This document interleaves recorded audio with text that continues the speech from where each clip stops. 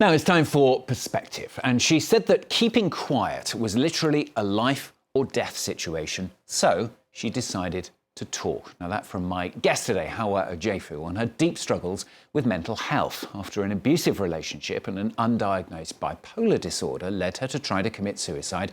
She sought help. In 2016, she turned what happened to her into a positive experience. Starting a mental health awareness blog, she writes woman in her home country of Nigeria. We can even show you that she's become the first ever Nigerian female to have received a Queen's Young Leader Award for her work. There you go, an image of her meeting the Queen. And Hauwa Ojeifo joins us now from Abuja. Thanks very much for joining us on the programme. Let's start off with the tougher side, if we can. I mean, how bad was the situation before you sought help? I mean, to be very honest, Nigeria, just like many other countries, has, a lot of stigma with regards to mental health. People are not talking about mental health conditions because there's taboo. There's a lot of ostracization, and there isn't enough social support when it comes to mental health.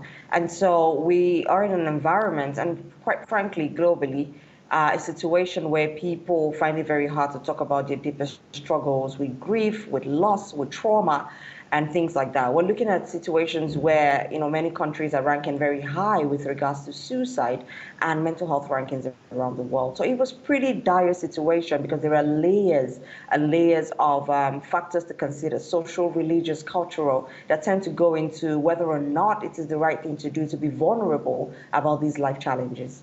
And for you personally, it did lead you to attempt suicide, didn't it?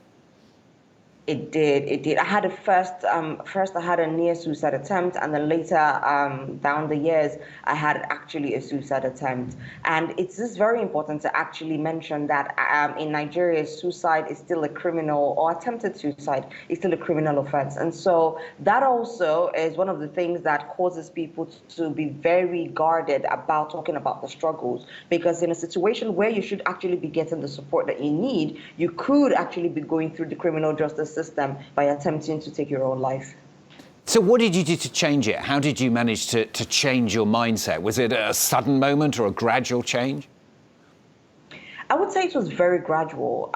When you're dealing with something like a mental health condition or a psychosocial disability, one of the things that you have to be very careful about, especially in culturally rich contexts, is issues of family, friends, social sets, and social support, and our innate need to belong. And what is my speaking out going to do to my status in these settings? And so for me, it started off as an outlet. So I started my organization, She Writes Woman, first as just a social media platform where I spoke in third person about my own deeper struggles. So I would say she this, she that, her that, because I couldn't quite get to the point where I could put my face and voice to the stories and the experiences that I was talking about, even though they were my experiences. And so gradually I saw that there was such an overwhelmingly positive response to all that I was doing and all that I was talking about. Even though people wouldn't put it in the comment section, they would go in the DMs and they'll say, oh my gosh, that's my story, that's my sister's story, that's my husband's story. And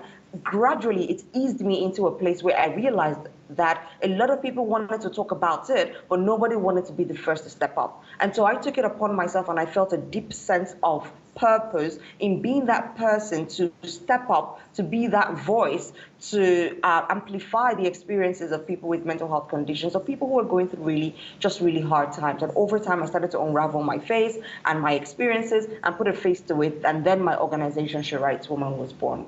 So correct me if I'm wrong. So it sounds like you, rather than, getting better and changing your mindset and then deciding to start the website and the blog, actually the website and the blog was crucial to you personally as well in you being able to change your mindset? Absolutely. I like to think of it as the process healed me as well. It kind of opened me up to perspective. It kind of gave me the courage to be able to even settle into my own self and into the reality, because a huge part of it is really acceptance. When you live with a mental health condition, the first thing you're faced with is a lot of denial from from the environment around you. It's like, oh no, you don't have that. Oh no, people have it worse. Oh no, don't worry, we all deal with that. And so having that sort of validation from the process of the blog really just emboldened me to be able to accept that this was my reality. And the moment I had that acceptance, there was a lot of acceleration there and out. So tell us about the blog and the website. I mean, what kind of things are you able to help people with and women who are in similar situations? So She Writes Woman started off as a blog and then has transitioned into an organization. And now we're a movement that really gives mental health a voice in Nigeria by empowering those who actually live with mental health conditions to tell their own stories, co-create the solutions, and advocate for their rights. And whilst we're predominantly focused on women, because we know that the burden of mental health conditions really lies on women, we are broader than that. And now we have a 24/7 toll-free helpline, we have free and unlimited teletherapy, and we have a social support community where accurate knowledge and information is really shared and used in terms of support for people who actually need it. And you've testified now in the Nigerian parliament, you've spoken at the UN, you've spoken at the WHO. I mean, how much help do you think all this is, or is it a bit of a drop in the ocean? Whew, that's a big one. As much as I'd like to say that we have done so much work, and we have significantly moved the needle, but I would say that the work is really cut off for us. There's so much more to do. Yes, testifying at the National Assembly, being the first person with a psychosocial disability to testify in that capacity really helped us to step down a bill that was abusive and not in line with international human rights standards. And now we have a better bill, not quite there, but it is progress. And what that has done is that it has helped us to provide about 40 million Nigerians with rights, respect, and support and policies that could potentially really change their lives. And this will trickle down to the grassroots. And that's what we're trying to move on with. However, we still have a lot of work to do, because there's one thing to have a piece of legislation, and it's another thing for it to truly be embedded and embedded into existing infrastructure within a country. And that's what we're hoping that the next stage of this journey is, taking all that policy and legislation and actually ensuring that the people who are farthest behind, the people who otherwise would not have the knowledge and information and the access, can actually have access and the knowledge, accurate knowledge and information. Well, it's great to talk to you on the programme today. Hopefully people watching this as well will be inspired by your story and hopefully will get some help if they need it as well. So thanks for joining us, Hauwa Ojeifo, joining us there from Abuja. Thanks very much.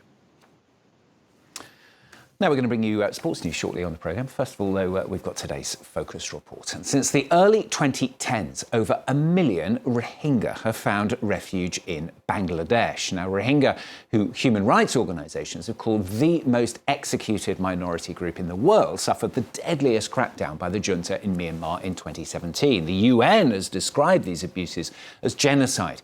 In retaliation, some Rohingya armed themselves to defend their community. But in refugee camps in Bangladesh, clashes have also been reported between Rohingya armed groups, the RSO and the ARSA. And the Rohingya find themselves trapped in the middle of the crossfire.